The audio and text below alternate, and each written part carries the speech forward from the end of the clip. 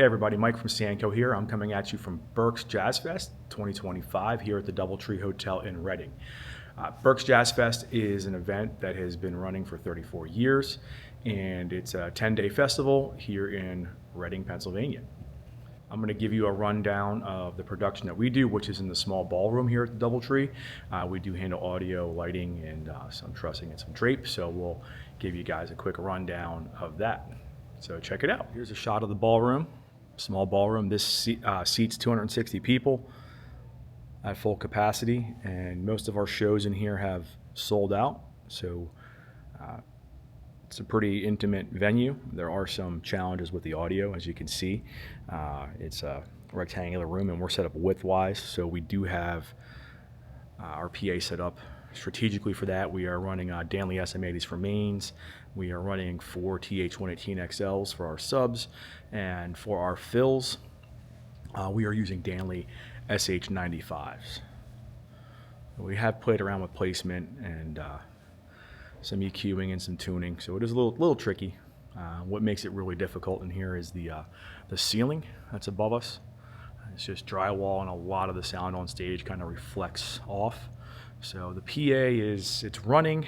It's not loud, it's not intense. It's just enough to round out the sound. In years past, the stage used to be over here, so you did have the drop ceiling, which did help, but it also, it had that light up there that kind of blocked the stage a bit. So this they decided was the better move, and we like it. Crowd seems to like it. So my front of house position, or should I say corner house position, is over here, and we usually run a Midas M32. The M32, it's tried and true, it's proven. It's been around for a while, and when we have guest engineers, it's one of the consoles that they request if they can't get something high-end like a CL or a Digico. So most of them are pretty comfortable walking up and have show files for M32s, which does happen. We have system engineer over here running for our Danley DNA amps. Get a view of that. So one amp is running the SM80s and the 4 subs, and the other amp is running our fills, the SH95s. We have a ULXD here, that is for the MC. So we have this in front of house because we're running it on an aux input to save some inputs. When this thing gets going, we have our normal standard shows in here, and then we have the late jam, which is really wild. Basically all the big time artists that are performing around the area will come in here late night, starting at 11:30, goes to about 1:30. Last night we had Marcus Miller and Eric Darius and some other heavy hitters in the jazz world come in here and play. So it's pretty intense. We'll have 4 or 5 sax and horn players up there at a time, so we're handing them wireless packs with Beta 98s, and they just get up there and go. It's a pretty cool experience, and it gets pretty wild. So for our listening, so we can solo and listen to what's going on, we use our biodynamic DT 1770s. They work really well with the isolation. But let me take you a walk around so you can see what's going on. We do have a show in here today. It's our last show of this ballroom, so this is day 9 here. So back here is our tech world. One thing that's nice is it's a hotel, so we have real power. So our power amps are running on 250 volts. Got all our junk back here. And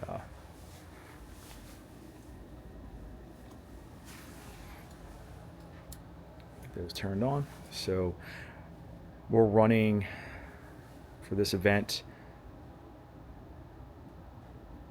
12 channels of Shure ULXD. Okay, which I didn't even turn these on yet because it's in the morning, and we were here till 2:30 last night, so we're back in here bright and early. But we have in the rack the X32 that is not being used. It's just there for backup, so if we have to switch over, we have that ready to roll. But we got a ULXD, we have our DNA 20K in here. That amp is backed up as well, and then our monitors are being powered by our QSC PLD 4.5s. And each rack we do have our speak-on distros, which make wiring very, very easy. Okay, so you can see over here we have another stage box. That's just a regular Behringer S32.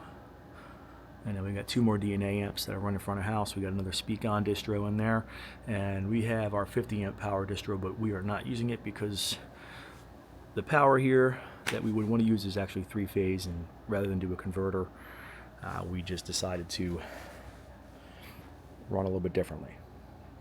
So got a Wing for monitor console. That's our A2. He prefers to use that, so we'll let him use their console. But there's a shot of our stage. Take you back out and around.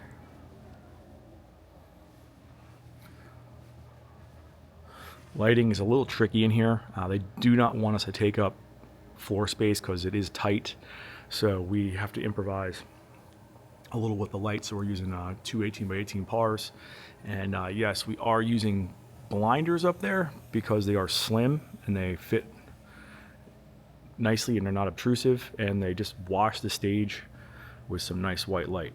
So you know, one of the things we see posted online and questions that we get, power, insurance, things like that. So let's just touch base on this. So for our power distribution, we're using the Whirlwind Power Links, and if you notice, we are using SO cable for our power. That is code. Okay, a lot of stuff that you see on here, a lot of videos you see posted, guys are not running up to code. And you know, I don't want to say it doesn't matter. It does matter, but on events like this, ticket prices are $45, $50 a seat. So we're working with national artists in here as well, even though it's a small room. We have to meet certain requirements and certain code requirements. Also, insurance is another big one that you see people being asked about. Yes, we are insured.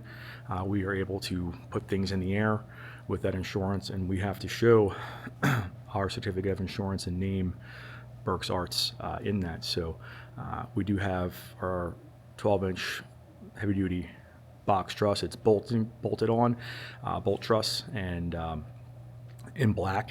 It looks good. I think it disappears, which was what you want. And this is our basic setup in here. For the drum wedge, we do have QSE K12, and we're using a ksub. And people are like, well, why are you using a ksub? It's not the best sub in the world. We know that, but it works extremely well on the stage. It is low profile and thin, so it sits in there really nicely, and it does a really good job of just getting a little bit of punch to the drummer. But this is a normal stage layout. Got our JBL SRX712ms for our monitors, and on each side of the stage, I love these boxes. Kind of take you over here and show you the Whirlwind DI snakes. These things are a lifesaver. So we have keys on each side of the stage. We have one of these on each side of the stage. I'll walk you over and give you a shot of that.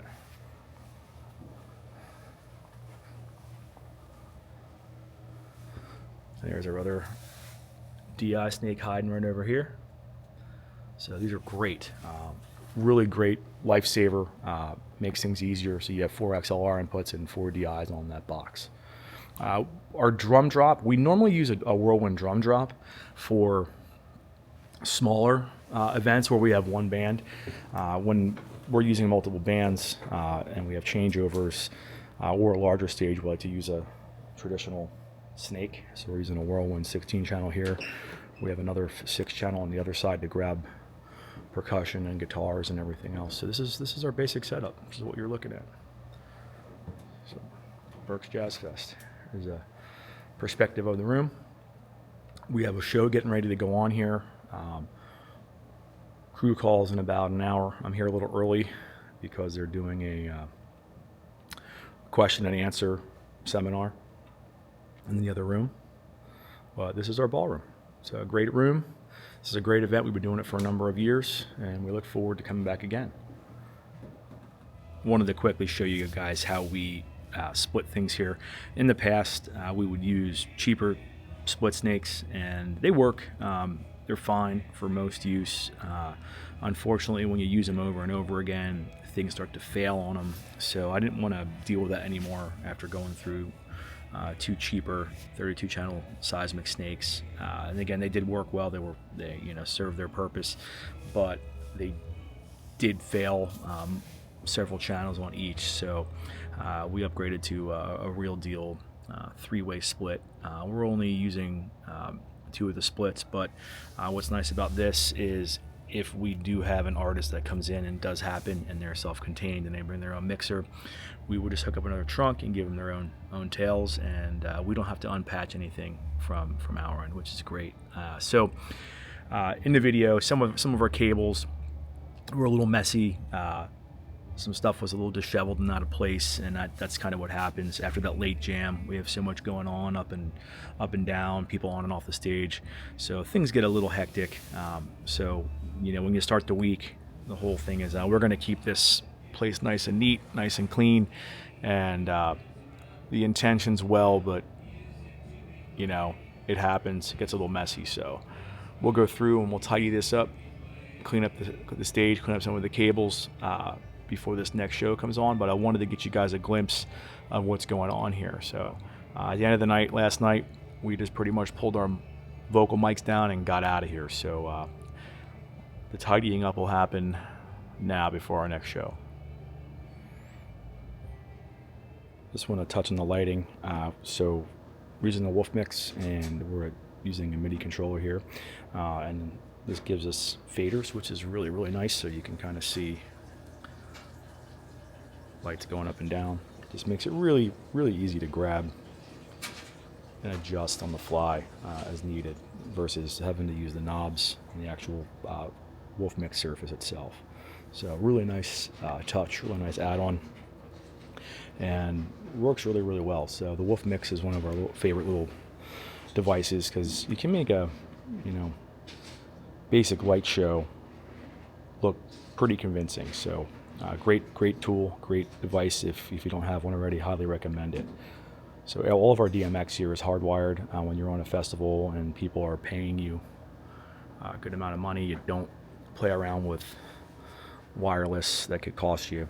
So always hardwire when you can, and always use good quality gear. So one of the things that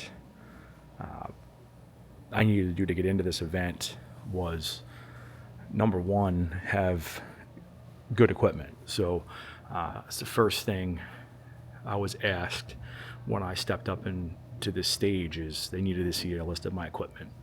And at the time I had RCF, which was acceptable, but events like this, if you don't have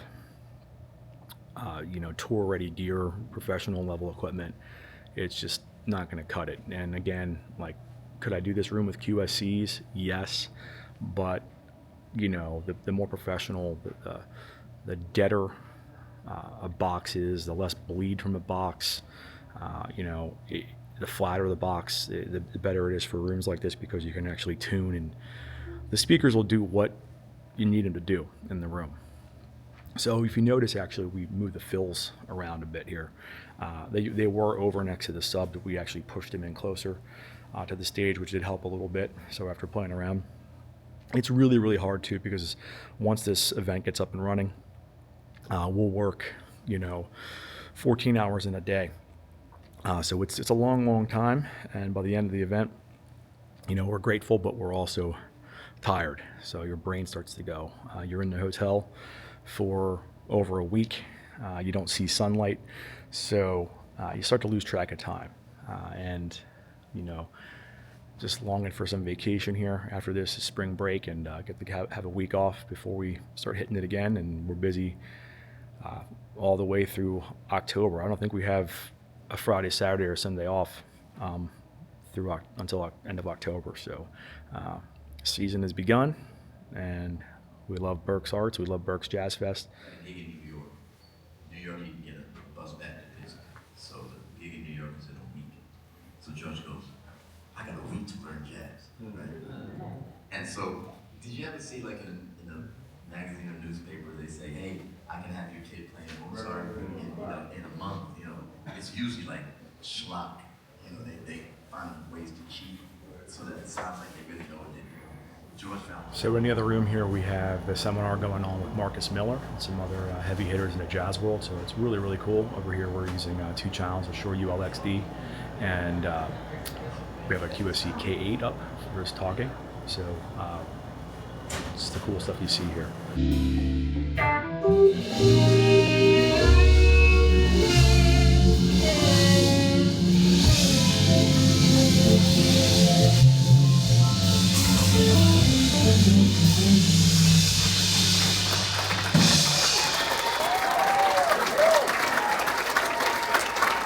Thank you so much.